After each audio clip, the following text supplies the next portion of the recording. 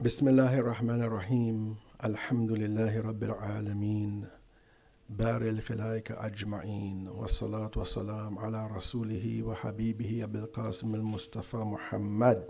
Allahumma salli ala Muhammad wa ali Muhammad. Wa ala ahli bayti at-tayyibin at-tahirin al-ma'asumin wa la'nata Allah da'ihim ajma'een min al-an ila yawm al-din. Assalamu alayka ya Aba Abdullah wa ala al-wahi allati halat bifina'ik. عليك مني سلام الله أبدا ما بكيت وبكي الليل والنهار. السلام على الحسين وعلى علي بن الحسين وعلى أولاد الحسين وعلى أصحاب الحسين. السلام عليكم ورحمة الله وبركاته جميعا. السلام عليكم ورحمة الله وبركاته جميعا. Okay. Can I bother you brothers because I love you so much? You know, you are my peripheral vision here. You know, so I like to see people's faces when I talk. It gives me encouragement, or it makes me depressed. It depends. Could you come over here on this side and balance it off? A few of you, maybe 5 or 6 of you guys, balance it off on this side. I mean, the old guys who are sitting at the side who probably are more comfortable. Yeah, take your chairs with you. Yeah, that's great. That's great. We are a community, right? So we have to find uns. We have to find intimacy with each other. You know, we like to be with each other. Some more people come on this side. Let's balance it off a little bit. Yeah. Yeah. Salawat. Allahumma salli ala Muhammad wa ali Muhammad. So the topic I'm supposed to present to you in paraphrase is about Arbaeen as and its role in our spiritual development, our personal development, and also in our social development. And I mean these in sort of general terms because when we say social, we mean political, we mean cultural, we mean economic, we mean everything that deals with our social life. What we can learn from Arbaeen also with respect to our spiritual life, our inward life, I would rather say, because inwardly we have a spiritual dimension and we also have a psychological dimension. And the spiritual and psychological are not necessarily the same. The spiritual deals with the shining into our minds and our hearts, the shining, the illumination of the intellect which is described as a separate creation by Allah. The intellect is therefore not something that we possess as individuals, but is something collectively that we tap into. You could imagine it as a sun and its rays reaching each and every one of us. And depending upon our objective or our subjective state, that intellect reflects in us in a certain manner. What I mean by objective or subjective. Objective could mean the social environment, the cultural environment, the national environment, the racial environment, that we find ourselves in, okay? Take for example, I say racial, people feel, But look at, for example, let's say you compare, let's say, Oriental types of religion or philosophy compared to a Western type of religion or philosophy. You have 2 different types of racial expressions of this. And when I say racial, I mean it in a broad sense. I don't really necessarily mean it in a kind of a phenotypical sense in terms of what you look like, right? But it depends on what your spiritual aspect, your spiritual orientation is, or your psychological orientation is. This intellect shines in us, in each of us, in a particular unique character. And so what we are striving for is that shining of the intellect in us. This is the subjective aspect. The subjective aspect. Because in the subjective aspect, we also have these different identities or personalities that we have. Somebody was just mentioning in terms of identity and society, where are we, who are we, and that type of thing. This tends to affect us because, in fact, we are between two. We are the combinations of two. We are a combination of Western and we are a combination of Islamic. And Islamic is not different from West. Islam is Eastern and Western. Yeah. So this is the subjective part. The objective part, again, are all the aspects in our environment, like these things, that actually determine this. And what does Arbaeen have to play with that, to deal with that? First of all, I want to mention two causes mentioned by Imam Hussein alayhi salam for his uprising against Yazid.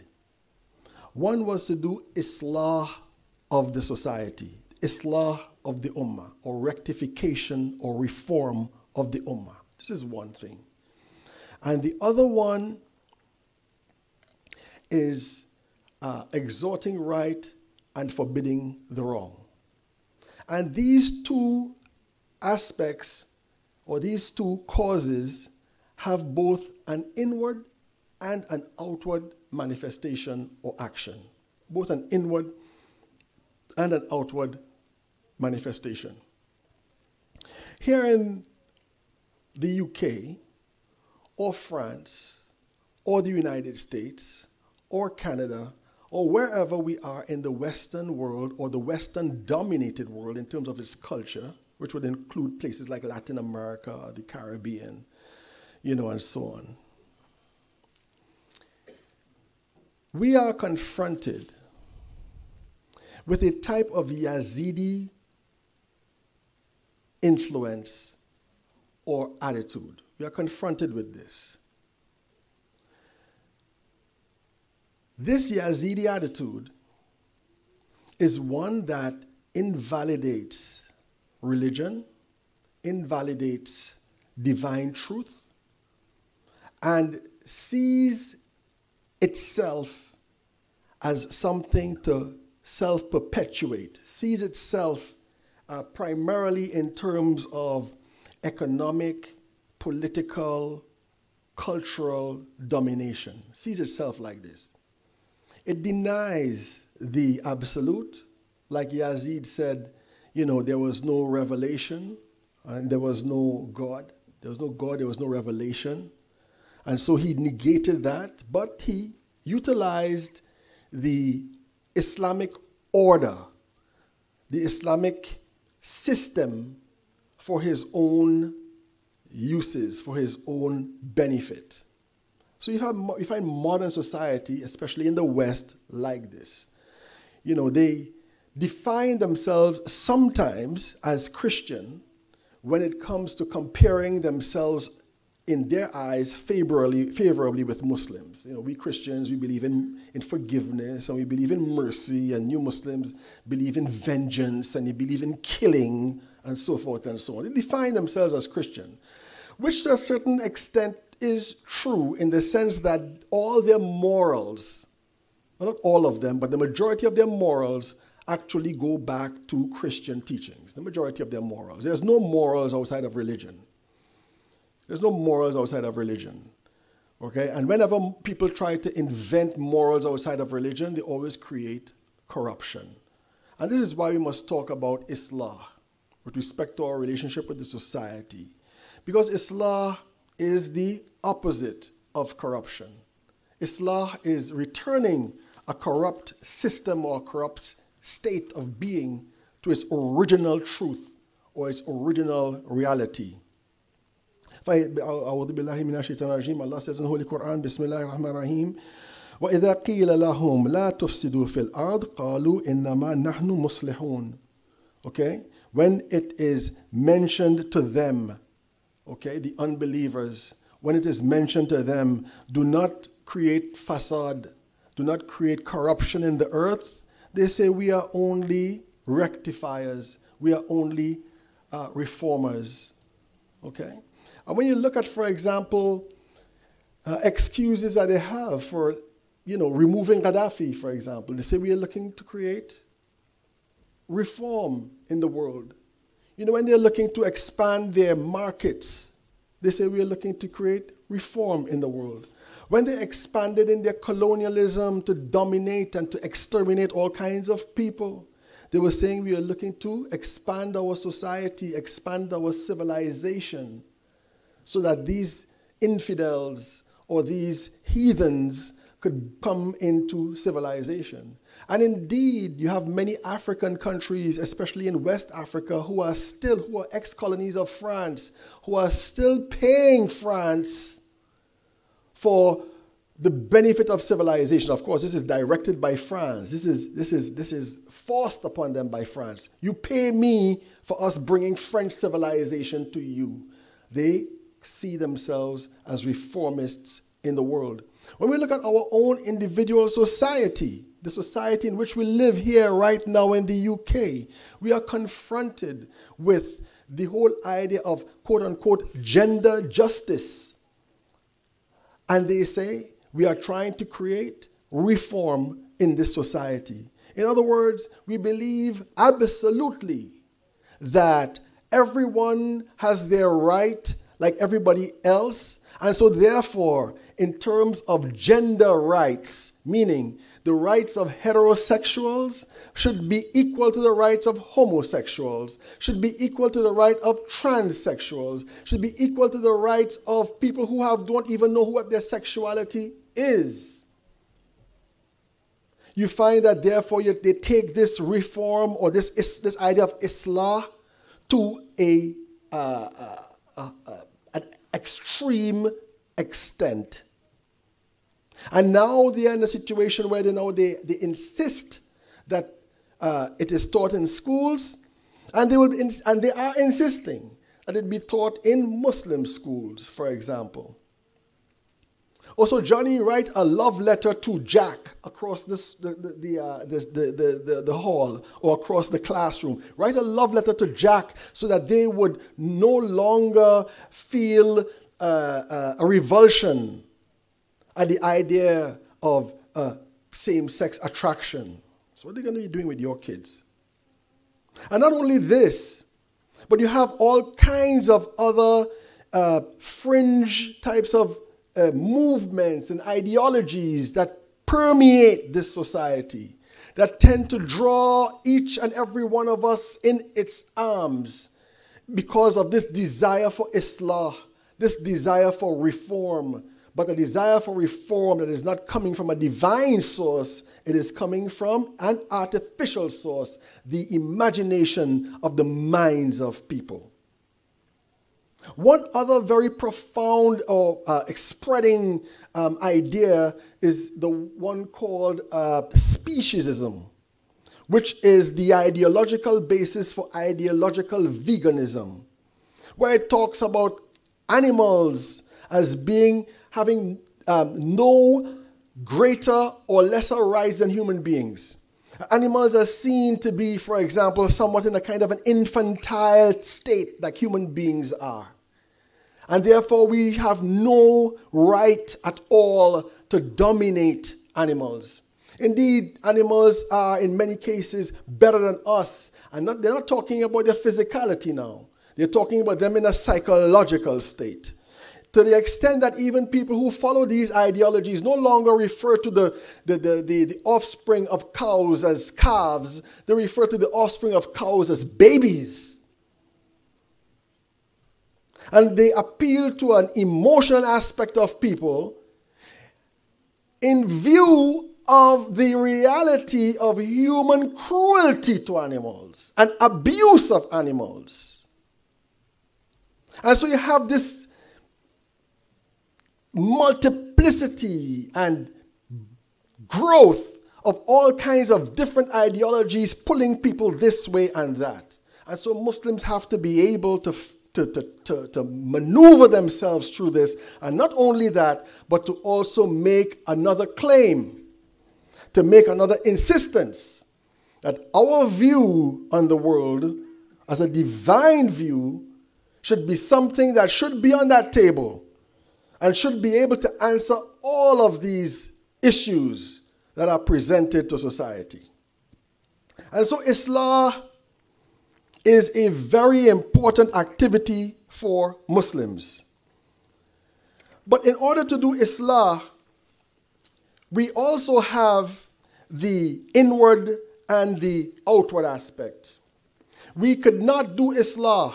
We could not reform the society until we reform ourselves. As Allah says, He would only change the condition of a people until they change what is in themselves. And what is in yourself that is so important that would make the outward change? What is so important about our inner self that is responsible for making the outward change? Well, you see, brothers and sisters, societies could only have peace, whether it's a just society or an unjust society. Makes no difference. Society could only have social peace if they have a social contract. A social contract. What is a social contract? The social contract is this. The ruled tell the rulers, I make a contract with you. Either I agree with you being the ruler, or I will follow you or submit to you based upon, for example, things like giving me social security, ensuring my legal rights, protecting me from outside aggression, and so forth. This is what we implicitly do when many of us become citizens of this country. What it implies is a kind of social contract. So you have that particular aspect of the social contract where you have a formal agreement, which Islam has no problem with, right? A formal agreement based upon these ideas. The responsibility of the state to me and my responsibility to supporting that state or acknowledging its right to exist. This is a social contract. Then you have another hidden aspect of the social contract. An aspect of the social contract that you do not engage in an exchange or understanding between you and the state or you and the system. That hidden aspect of the social contract is your psychological adherence to the principles of that particular society. Your psychological adherence to it. So, for example, in apartheid South Africa, you had white people who agreed implicitly in themselves that the system of apartheid was the right one. Or in Nazi Germany, for example, you must have had a lot of Germans who implicitly in themselves, and this was true, identified with the fascist system. And that system presents itself to you as something attractive, something that can solve your problems and the problems of the world. And this is what, for example, some of the old Western converts of long ago in the West called the idols of the modern world. The idols of the modern world. When you accept the negative principles inwardly of that system, then you are a supporter of that system. So it's not necessarily a divide. It's not about just opposing and not opposing. Because there are many things in this society that we support, that we identify with, that are universal truths. Like, for example, freedom of thought. This is a reality. We accept this. But in this society, freedom of thought is being controlled. Freedom of thought is being controlled. When you look at the news, for example, you see the information that you get is censored. They praise, for example, the Arab Spring, but they mention nothing about the continuation of the Arab Spring in Bahrain. They control your thought by a negative thing, by exclusion, not bringing to your attention what you should pay attention to. They support the idea of the Arab Spring. They all think that it's over, but they do not know it's still continuing. Ahsan Qatif. They don't know this. They know it, but you don't know it. Or not say you, but the general population don't know it. They control your thought like this. The biggest problem of controlling elites in a democratic environment is democracy itself. That is a danger to their control. That is a danger to their control. And so therefore they have to manufacture consent, as in the words of Noam Chomsky. They have to manufacture consent. And the way you manufacture consent is by psychological manipulation of information. So it makes all non-Muslims, or the majority of non-Muslims in this society, be suspicious of Islam and see Islam as the major enemy, and not the fact that their society is ruled by the rich, who only have their interests at heart. Just investigate the response of the British state to the issue about Khashoggi right now. And their reaction to this. Look at Trump and his comments on this. They're all very careful. In this situation, the suspect is the Saudi state itself. That's the suspect. The suspect is the Saudi state. But from the beginning, they were manipulating our thoughts by making the Saudi state itself a legitimate seeker of justice for what happened in Turkey. And so they are expecting Saudi, and they're doing this, to make an investigation, and heads would roll, and rogue elements are going to be extracted, and so forth and so on. This is giving the thief the same role for determining who is the thief in a court of law. And it makes it seem to us so normal. This is putting something in your heart, putting something in your psychology, which if you cannot extricate this from your mind, if you cannot arrive at a proper understanding of it, you would end up being one whose consent is manufactured, who will see logic and justice in how the state is behaving. So you have Trump talking from two sides of his mouth. You know, we will respond in a way that is harsh. However, we are still going to sell the arms. Got you manipulated. So how do you first do Islah of yourself? How do you first do Islah of yourself? You first do Islah of yourself by reading, by seeking answers, by trying to have as open a mind as possible, by looking at alternative media. In ways like this, you understand the situation. Another aspect of them controlling our inner self, our thoughts, is what does the system or the society in which we live channel us towards? What does it channel us towards?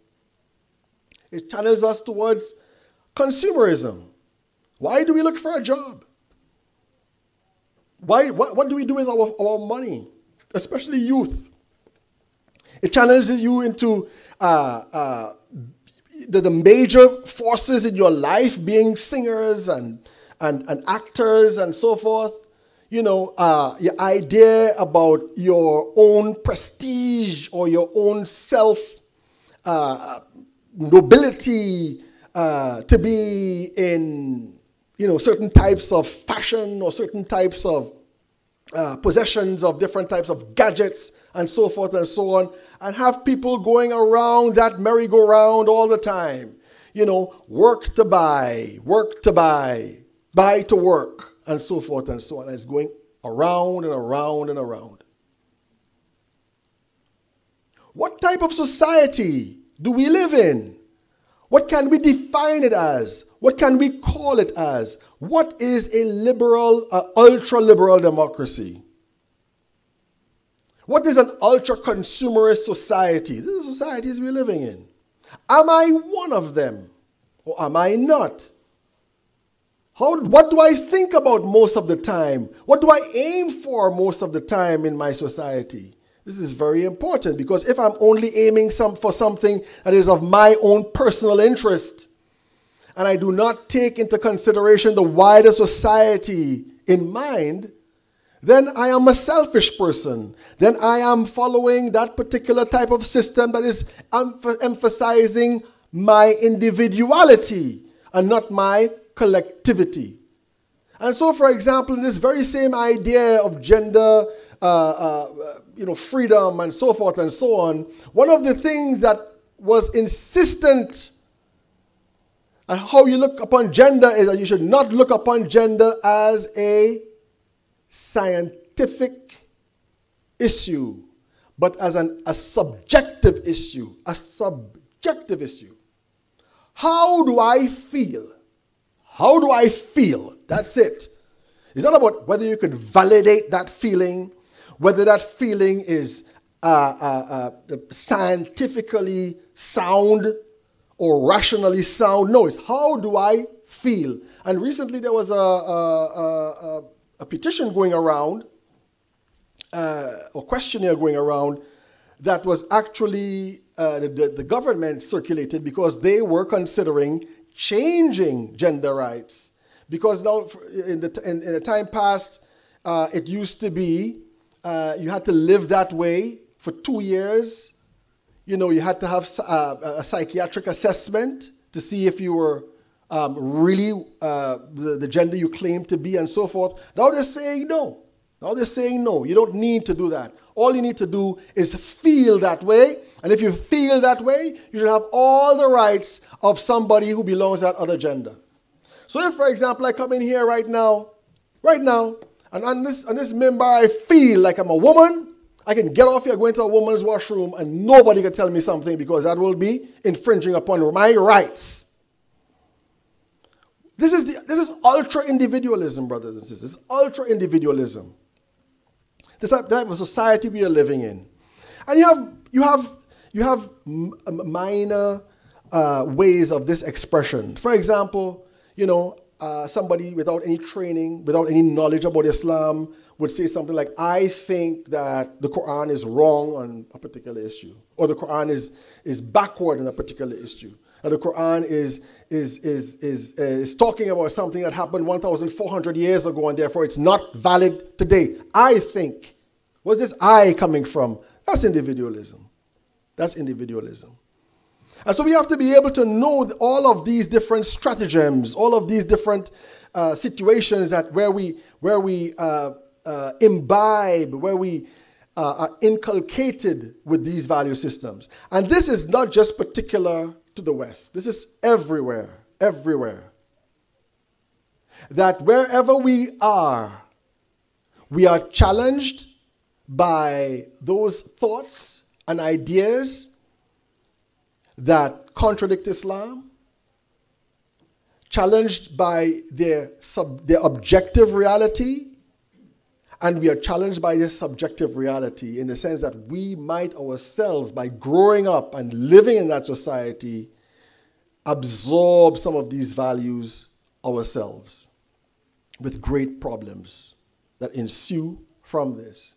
And so when we ask questions, are Muslims suffering from the same problems in society? Are Muslims suffering from spousal abuse? Are Muslims suffering from different types of abuse in society? Are Muslims suffering, for example, from underemployment? Are Muslims suffering from classism? Are Muslims suffering from racism? Are Muslims suffering from all of these type of things? And we say yes.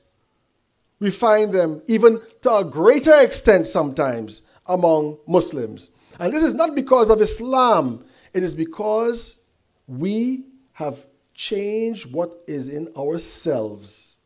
And we identify now on a subconscious level with the environment that we have. And so we have to be able to analyze ourselves, do a kind of a self-psychoanalysis, I guess, to be able to see where we are on this scale. Give salawat to the Holy Prophet Muhammad and his family. Allahumma salli ala Muhammadin wa ali Muhammad. So this is on the internal level. When we can understand what's happening on the internal level with ourselves, then we are able to change ourselves. When we are able to change ourselves, then we can present an argument, present a different point of view. We have to change ourselves as a community, in the sense that many of our, especially among Shias, we exist in different communities. We exist as Iraqi communities, Pakistani communities, Khoja communities, Lebanese communities, and so forth. Yes, we visit each other's centers, for example, but our centers are firmly within that particular cultural tradition. It's fine to keep our languages alive. It's almost wajib to keep our various community languages alive. It is also important to keep certain customs or attitudes. I say certain because some of them do not work here. They don't work here. Okay, they might work there, but it doesn't work here. And this brings us to a topic I mentioned last week at a gathering here in Manchester about culture. What is culture? Culture is, among other definitions, I'm not saying this is the canonical definition, but one of the definitions that I find very important about culture, culture is the combination or the way by which human beings in their behavior or life in a particular environment, that behavior is governed by their principles or their beliefs. This is culture. Your principles or belief, how it affects your behavior in the environment, this is culture. If you have a culture, for example, that sees the world as a place of the devil, as a place where the devil reigns, and it's a place which you are here to dominate, then you can have a culture of exploitation of your environment and people in it. And this is an ideology in Christianity. It's a Christian idea that the world is the devil's. Okay? The world is the devil's. The devil rules the world. And human beings are here to dominate their environment. But if you have a culture that sees the world as the handiwork of Allah, of God, the world as a handiwork of God, then your attitude, your behavior in that world would be affected by that, and your behavior will change. So, for example, among the American Indians, they didn't have a book. Their book was the world itself. The mountains, the trees, the lakes, the rivers, the clouds. All of these things were ayat Allah. And so you'd find that American Indians, regardless of their limitations, would live in this world in a way that would be such that they would minimize their human imprint on that world. They will minimize their footprint on that world. And so it would not be in accordance with their belief system to create a city. Because a city means changing the natural environment. They will not be of a type of people who would think about damming a river, because that is changing the natural environment. And so these people were nomads.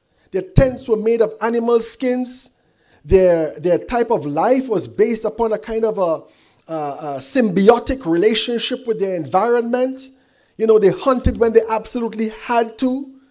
They wouldn't stock up, or create huge livestock, animals to big herds to be able to use them. They wouldn't do these things. Some people might want to call them backward, but they're not being backward. They're acting in concordance with what they believe.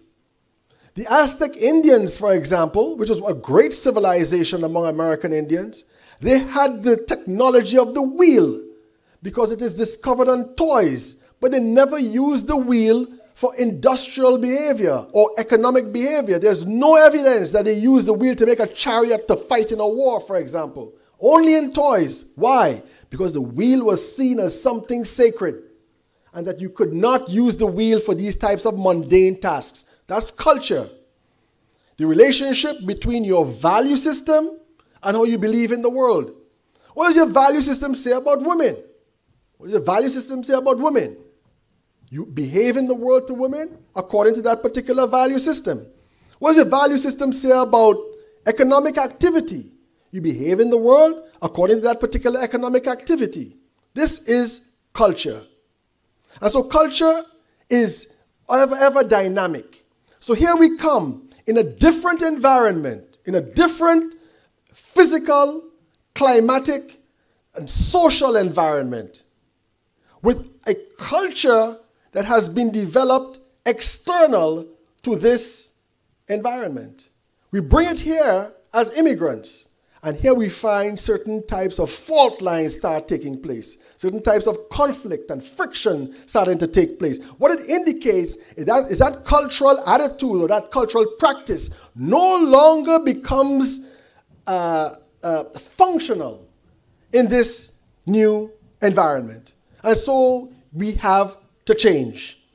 And in that change, you find certain types of conflict.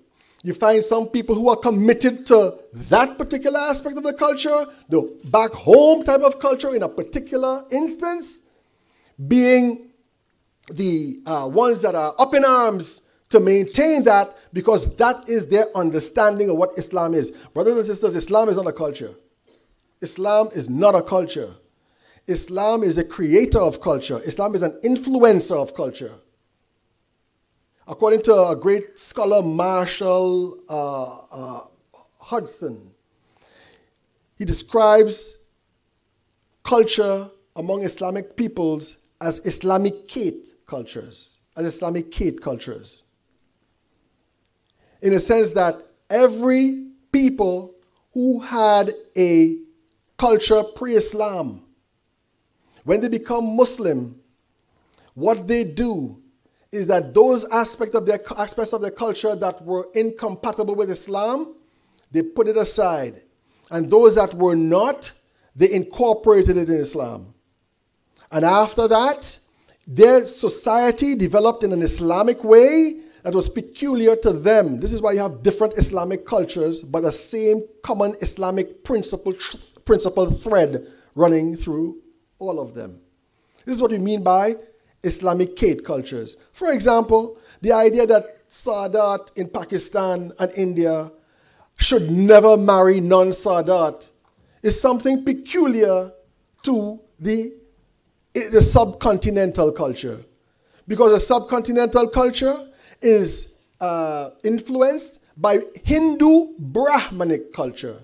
And in Hindu Brahmanic culture, you have this caste type of attitude where the Brahman or the Brahmanic class, which is considered to be the most pious or the most potentially spiritual caste, is forbidden to marry outside of its particular caste. And so you come into Islam in here, in the subcontinent, and you say, it is haram for Sadat to marry Sadat, even though you don't find it in any hadith whatsoever. Where is that coming from? It's coming from that particular culture. And you ask, if this is the case, then how come these Sadat ethnically are not unsimilar, are not dissimilar to the rest of the Pakistanis or Indians out there? There's a Syed going there and he's an Indian. He looks like one. He speaks like one. He behaves like one. He doesn't look Arab. What happened? Well, in the past they married None saw that.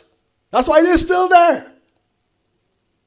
But because they have this cultural attitude, it's quite comfortable to merge with Hindu society in that environment. But in an environment like this, it's very different. In an environment like this, you have the environment where you can question that, where you can demand for proof for that. Where, for example, people are encouraged to be free thinkers, to be able to challenge everything, which is really good, you know. This is very good. And so you have frictions taking place. Islah is part of that. To confront many of these attitudes that we have inherited. It is part of that. And not being able to resolve these things in the correct way leads to things like separation between us, leads to friction, leads to disunity. When you say, for example, I only want my kid to marry an Iraqi, or I only want my kid to marry a Lebanese, or I only want my kid to marry a Pakistani, you know, where are you? Are you in Manchester? No, you're not in Manchester. You're in Lahore, bro. You're in Beirut. That's where you are. And this is what leads to, for example, friction with your kids.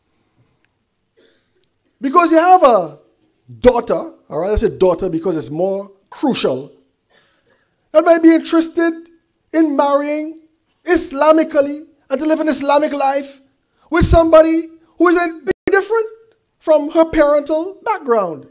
But they have more in common with that person here than they would have had if they remained in Tehran.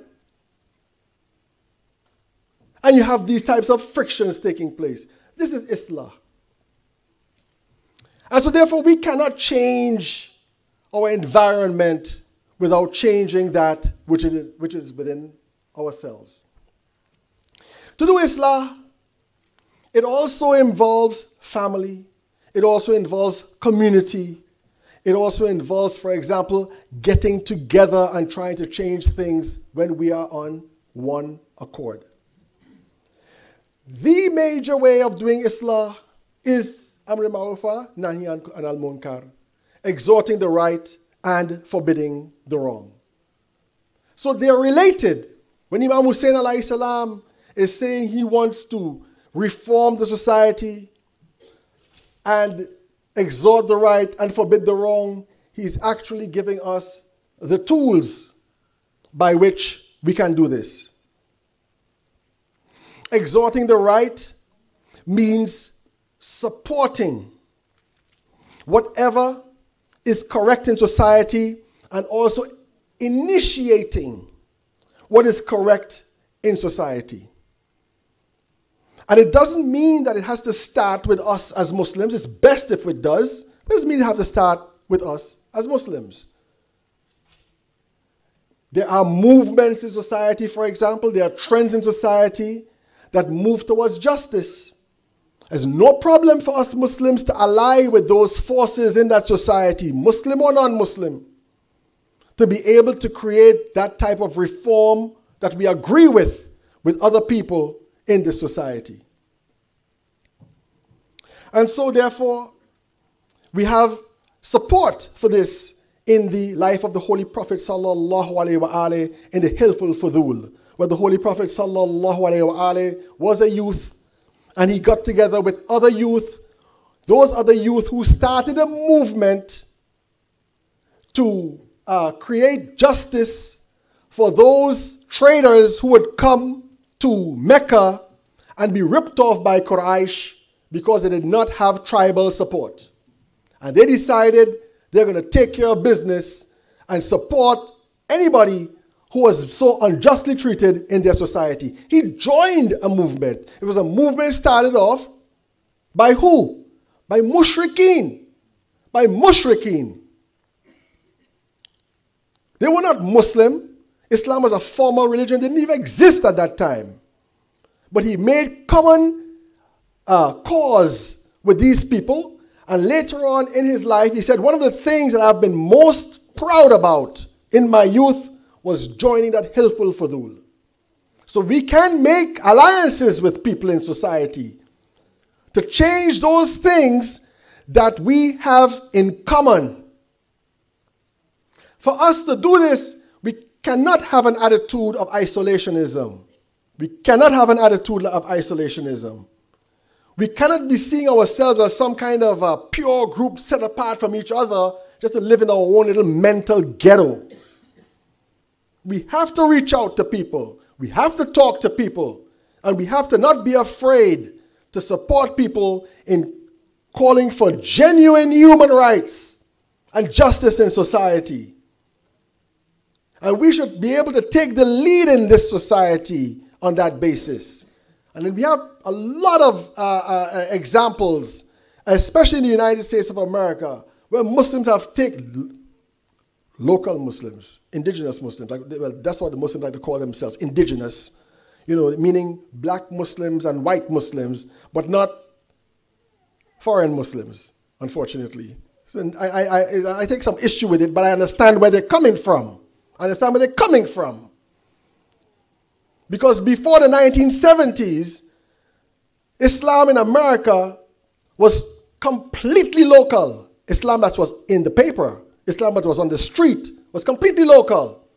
And they were talking about fighting police brutality and environmental abuse and all of these types of things as part of the Islamic call. But when the immigration numbers, the numbers of immigrants increased and they brought their own cultural attitudes, it shifted from completely ignoring the problems in that society and focusing on the problems back home. And so Palestine became more important than the rights of American Indians. Check that out. I'm not saying that we should not support both. We're talking about priorities here. If you can't keep your own house in order, how could you call for international reform and change? If you can't keep your own house in order, how could you be truly in favor of fighting for the rights of people outside your borders when inside your borders you're not concerned about those people who are suffering in society? And this is what happened.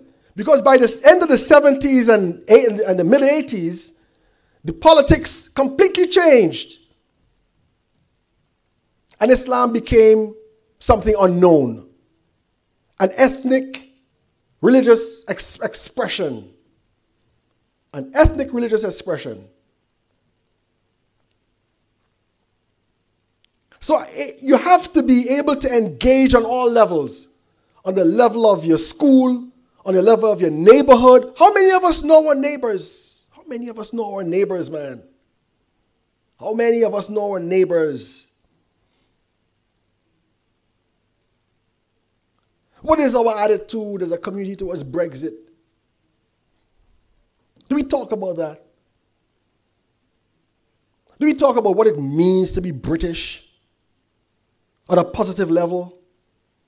Or do we have an attitude, I got a British passport, but I'm not British. I got a British passport, but I don't know what's happening in this society. How could you be a leader in this society? When you look at the spread of Islam in the world, how did it spread? By Muslims showing a new way. By Muslims showing a new way.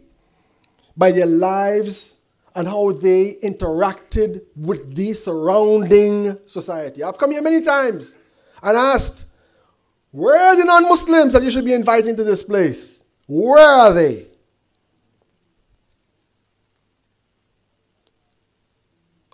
How are we interrelating with them? Do we have friends among them? Do you have friends among them? People you like and like you? Bring them into your thing. Let them see your life. But no, we have integrated in ourselves the values of the society. We are individuals. I got my own crew. I got my own group. When I leave here at work, I leave our friendship behind, and I'll resume on Monday morning. That's the kind of attitude. We don't show the same kind of love that Islam is talking about. Love for a fellow man. Imam Ali alayhi salam says, a person is your brother in deen, or your brother in insaniya, your brother in humanity. What do we mean by brothers in humanity? And so we do not have any effect upon society. And because we don't have any effect upon society, they can kick us around as much as they want. They can manipulate us out as much as they want. They can play with our image as much as they want. They can sell your image, that fake image that they've made of you, as much as they want.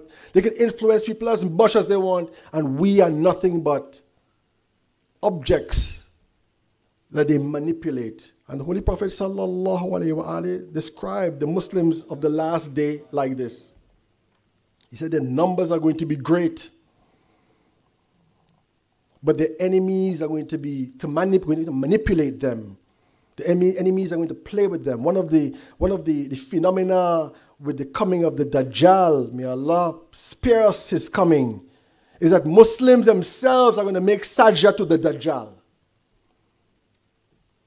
When Allah says, don't worship the shaitan, Allah says, don't worship the shaitan. Or don't serve the shaitan. What does it mean? Integrating in ourselves shaitanic types of attitudes towards the world. And so you have people creating mosques that support different types of behavior that are not sanctioned in Islam. You had people in, for example, Afghanistan who are kingpins of heroin, building a mosque for them and their family up in Kandahar and these types of places. This is what we have. And this is what it means by being like Imam Hussein alayhi salam. Because being like Imam Hussein alayhi salam means behaving like him in Yazidi types of environments. Behaving like him in Yazidi types of environments. Challenging falsehood. And being prepared to be wiped out. Knowing that if you're wiped out by challenging falsehood, everybody's going to remember you. And everybody's going to commemorate your Arbaeen.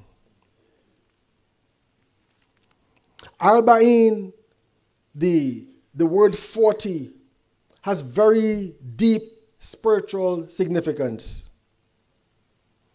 It means the amount of time necessary to raise the human soul to a higher maqam or higher level. This is Arbaeen. You know, when Allah created Hazrat Adam, before he put the ruh in him, he had his body without a ruh in Jannah, or that Jannah, for 40 days. Until that body became ready to receive the spirit. When a person dies, we commemorate their memory on the 40th day. And by our remembrance of them, by our reading Quran and doing ziyarah and so forth and so on their behalf, it helps them transcend the physical plane. It is a manifestation of their separation now from this plane and their liberation in a higher level of reality. 40 is extremely important, especially from the point of view of the development of the soul. You wanna be Ahle Salatul Layl? You start off by committing yourself to praying Salatul Layl for 40 days or 40 nights. And after that, you would reach a level of customization to it. And it becomes part of your routine and it becomes automatic. And if it doesn't, you give it another 40 days and another 40 days until you reach that maqam. A maqam is a level, a spiritual level, or a level of psychological and spiritual development where you cannot go below it. For example, knowing our 2 times table is a maqam. You can never forget your 2 times table. You can never ever make a mistake with your 2 times table. You've gone beyond that now. It's part of you. It will never leave you. This is what 40 is all about. Arbaeen on another level, Arbaeen on the level of the memory of Imam Hussein alayhi salam, is another type of message that we can get, which is that we too participate with Imam Hussein alayhi salam on this meta-historical level, the level of fighting against oppression, and especially fighting against a system that wants to impose upon us a different parameter, a different value system, a different worldview that would find us unconscious participants in that social contract that legitimizes the existence and spread of that worldview. This is what Arbaeen is. It is only after Arbaeen, when the Ahlul Bayt alayhim salam were returning from Syria to Medina, it is only after Arbaeen that when they get back to to Medina, they now teach the people, they now relate to the people that beautiful thing, according to the words of Hazrat Zainab salam alayha, that beautiful incident that showed us the greatness and splendor of those who sacrificed themselves for what was higher than them, who sacrificed themselves for the truth with a capital T, which is Al-Haq, Allah subhanahu wa ta'ala, and showed us that once you start this process of yourself as a shaheed, meaning like a candle, hadith talk about it, whose light consumes the candle but provides illumination for others, then you realize how important and how relevant is that word shaheed.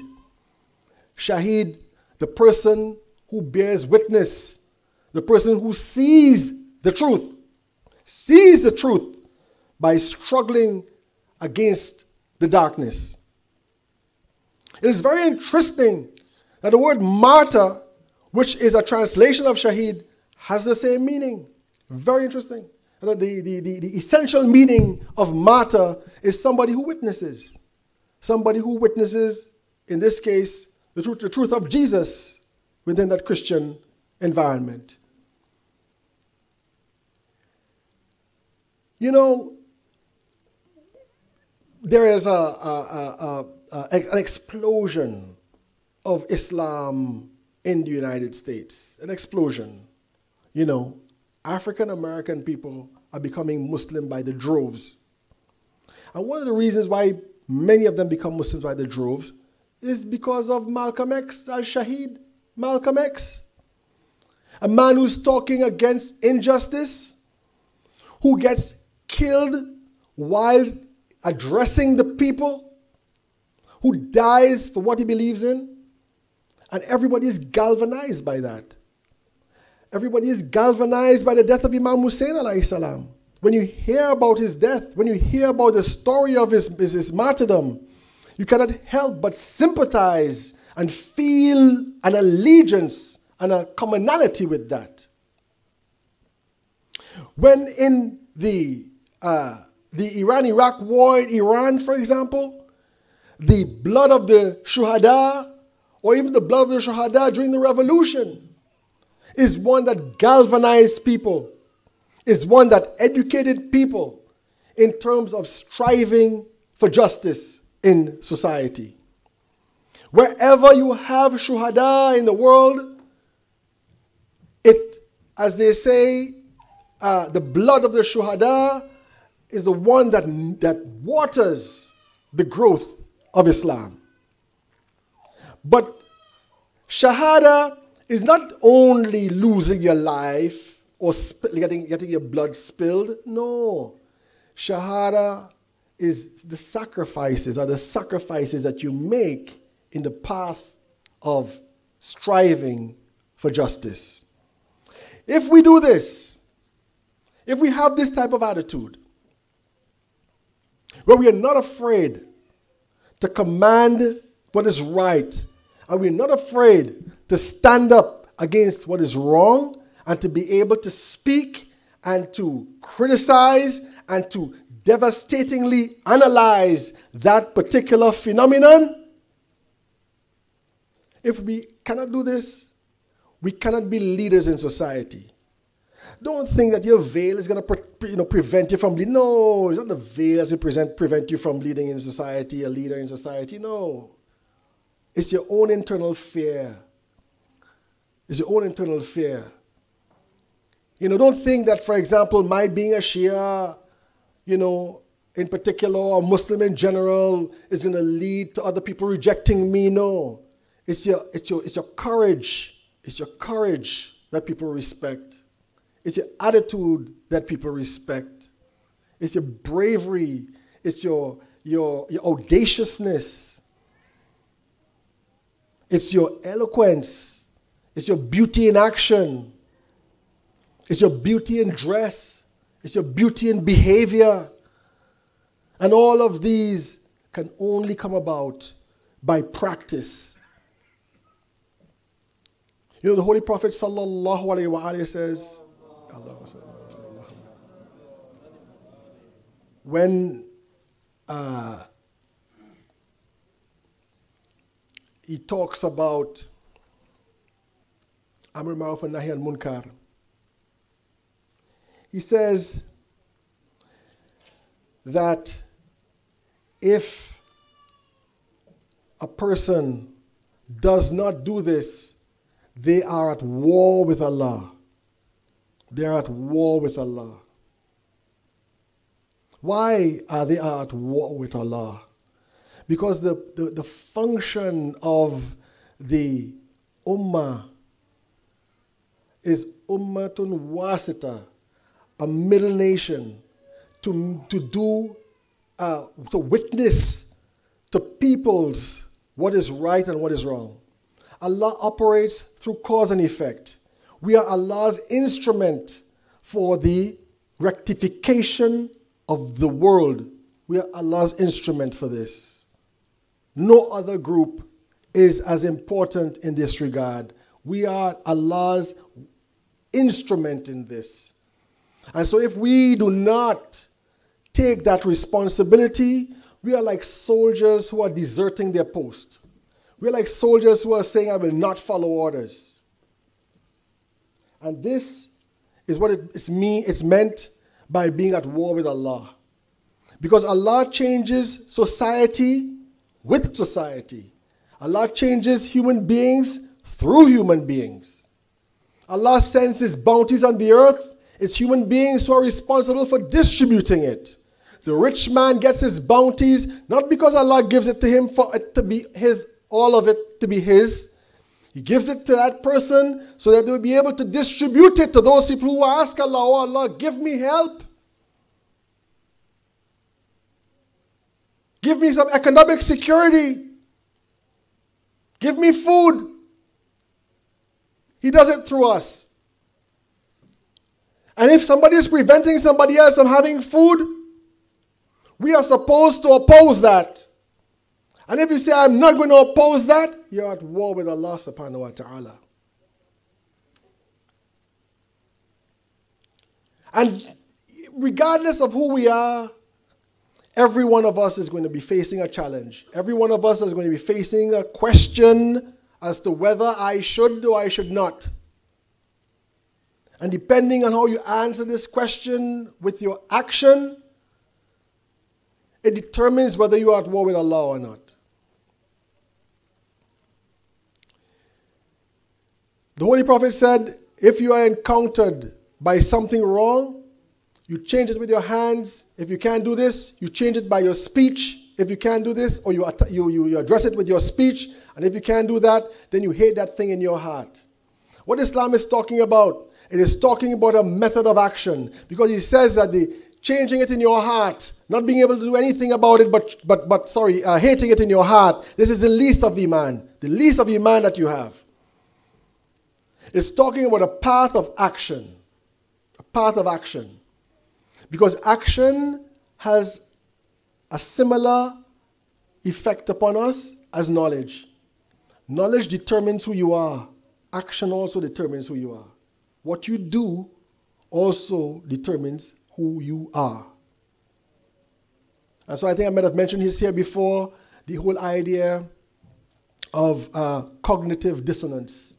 Cognitive dissonance means doing something that you don't believe in. What's one of the aspects of cognitive dissonance? Doing something that you don't believe in. Defending something that you're not sure about. When you do this, you tend to identify with that thing you didn't believe in more, and to be more familiar with the thing that you're not aware of as much. It changes you. And so if we do not act outwardly, we are actually truncating our development. Give salawat to the Holy Prophet Muhammad and his family. Allahumma salli ala Muhammadin wa ali Muhammad.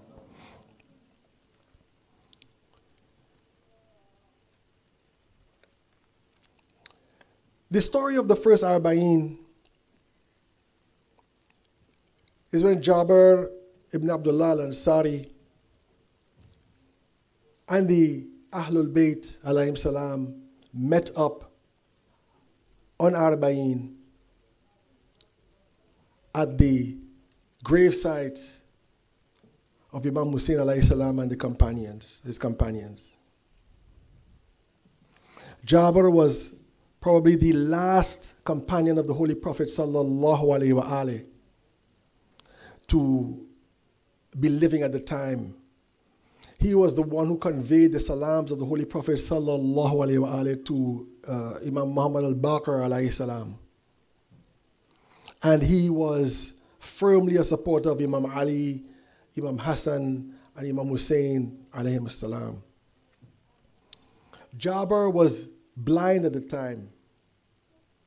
But Shabbir identified with the shuhada who died on behalf of Imam Hussein so much, where he saw himself as sharing in their blessings. And his servant asked him, how could you share in the blessings when you were not there?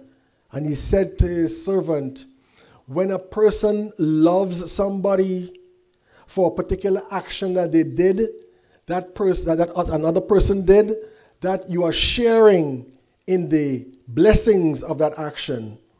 And when you love somebody for an evil action that they did, then you're also sharing in the punishment or the iqab for that particular action.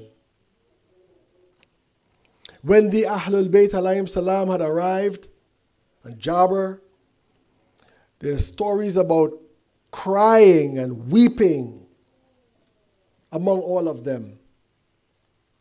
It is said that when Shabbir asked his servant, because Shabbir was blind, when he asked his servant to put his hand on the grave, he said Shabbir fell into a swoon. Shabbir fell unconscious because Shabbir's spirits was so pure and so in tune with the spirit of Imam Hussein alayhi salam that he was overwhelmed by this presence.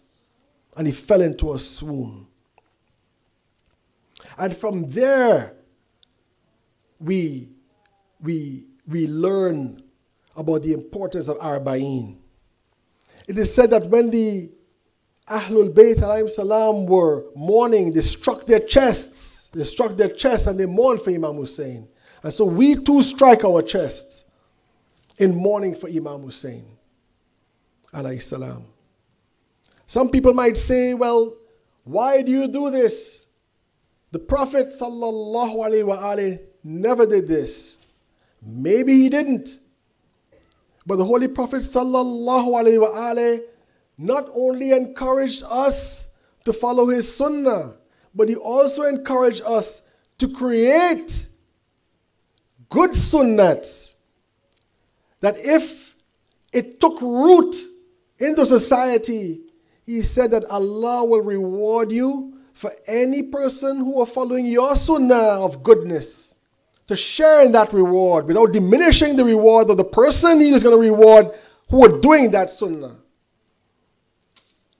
And if you brought in a wrong sunnah and you taught people, he will give you punishment for anyone who followed you in that particular wrongdoing, without diminishing the punishment of those wrongdoers themselves.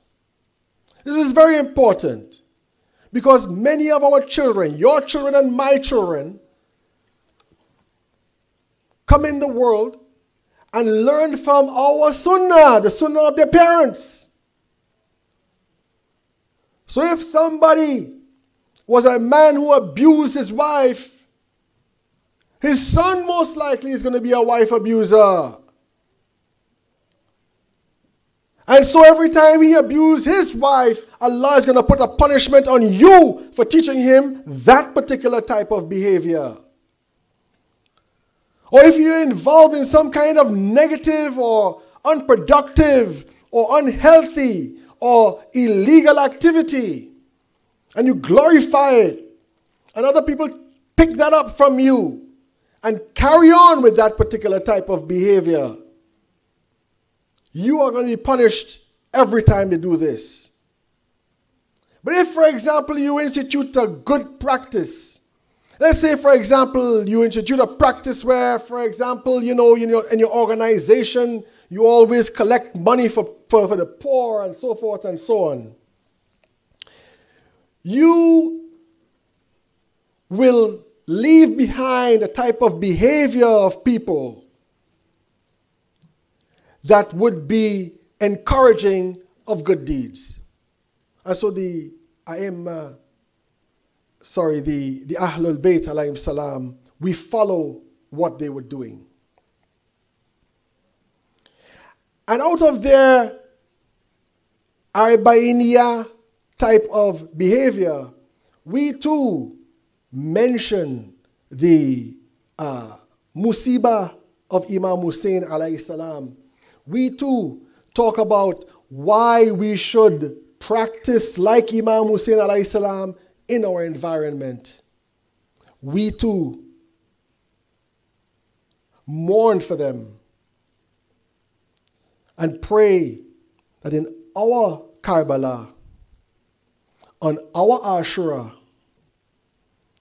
in our time, we would be able to follow the path of Imam Hussein alayhi salam. So I encourage you all, and I encourage myself, to let us strive to achieve a higher maqam. Let's strive to achieve a higher maqam, a higher station than the one we are at. We should never be complacent. We should never be complacent. We should never be complacent with our deen. We should never be complacent with our salah. We should never be happy with just doing it. We should be always striving to improve it, because the Holy Prophet sallallahu alaihi wasallam said,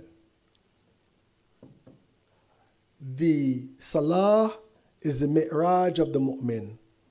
The salah is the upward ascent of the mu'min. Meaning it takes you upwardly. It takes you on your own level upwardly to be able to witness the glories of Allah's creation and the spiritual realms that are hidden to most people. You want to see the truth? You want to see the truth? You want to see Barzakh? You want to see the realm of the angels? Our vehicle is salah. Our vehicle is salah.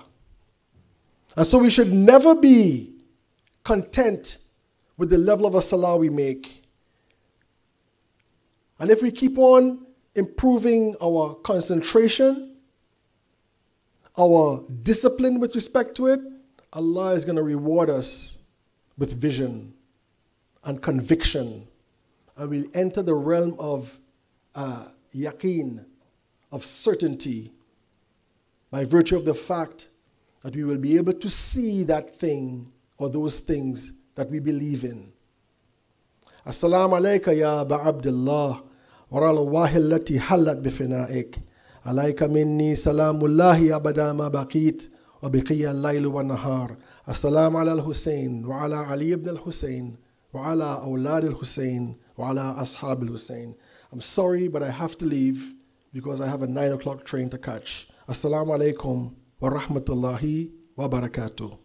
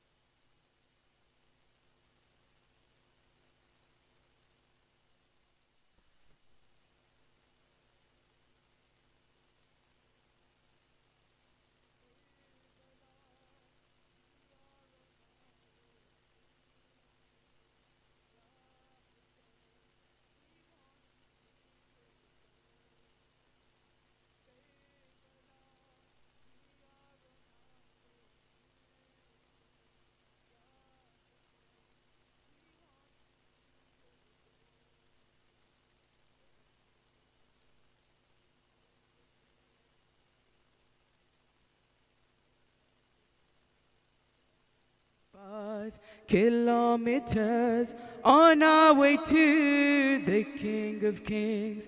The air is filled with so much love. The stars shine on us from above. This is our call to everyone.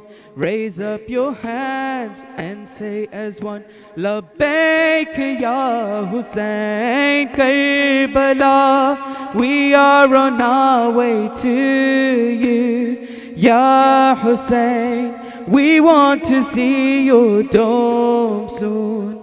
Karbala, we are on our way to you, Ya Hussein. We want to see your dome soon. From the moment that we were born born, our parents taught us how to mourn for Karbala, beating our chest, crying in grief for Karbala. Our hearts are torn. Our dream is to visit your shrine and to return time after time. This is our call to everyone. Raise up your hands and say as one, Labbaik ya Hussein Karbala. We are on our way to you, Ya Hussein. We want to see your dome soon, Karbala. We are on our way to you, Ya Hussein. We want to see your dome soon. For those of you who've been on this walk, you will know the type of people that you will encounter. You will see people trying to serve you at every step along that way, whether they're rich or poor, old or young, whether they're frail, ill or healthy. The old and frail children are here, walking this road without a fear. We shout and call out, Ya Hussein, beating our chest and shedding tears. So what if we're facing the death? We'll call his name with every breath. This is our call to everyone. Raise up your hands and say as one, Labbaik ya Hussein Karbala. We are on our way to you, Ya Hussein. We want to see your dome soon, Karbala. The words are very simple, brothers and sisters. Karbala, we are on our way to you, Ya Hussein. We want to see your dome soon. For those people asking, what is so special about these lovers of Imam al-Hussein alayhi salam? What is their status?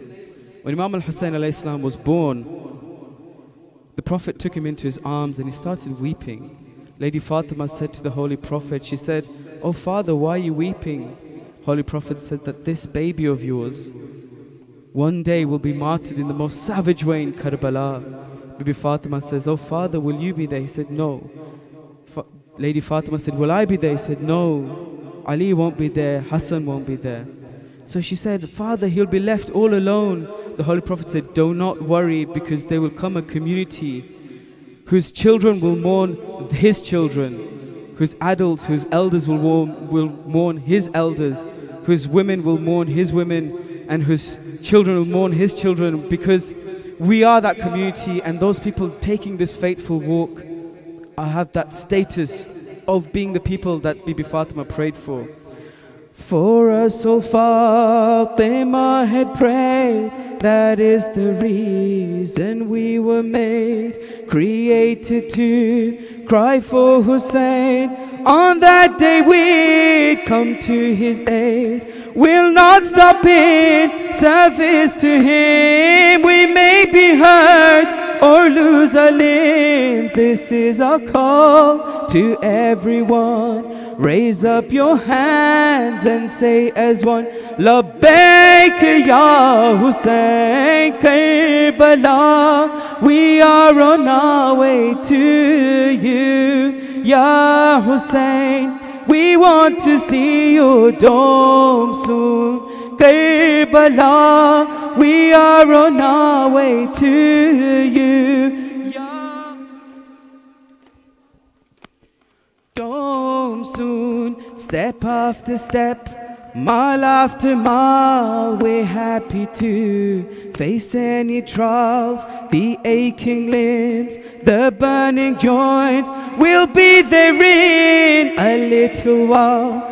We're yearning just to see the dome, as if we are returning home. This is our call to everyone.